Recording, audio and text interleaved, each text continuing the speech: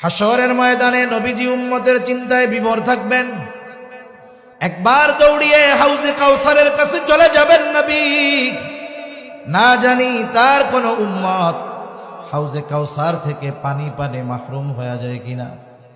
আর একবার দৌড়ায় চলে যাবে মিজানের কাছে, না জানি কোনো উম্মত আমল ওজন দেওয়ার সময় ধরা পড়ে যায় কিনা। আর একবার দৌড়ায় চলে যাবেন জাহান্নামের কাছে, না জানি কোন উম্মতকে জাহান্নামে দিয়ে দেওয়া হয় কিনা। আবার উম্মতের জন্য সুপারিশের যদি দরকার হয় আল্লাহর দরবারে গিয়ে সিজদায় পড়ে যাবে। যতক্ষণ না ওই উম্মত যার মধ্যে যাররা পরিমাণ ঈমানও আছে তার ব্যাপারে আল্লাহ তাআলার কাছ থেকে ক্ষমার সংবাদ নবীজি না পাবেন, ক্ষমার নিশ্চয়তা যতক্ষণ নবীজি না পাবেন, আমার আপনার নবীও ততক্ষণ জান্নাতে প্রবেশ করবে না।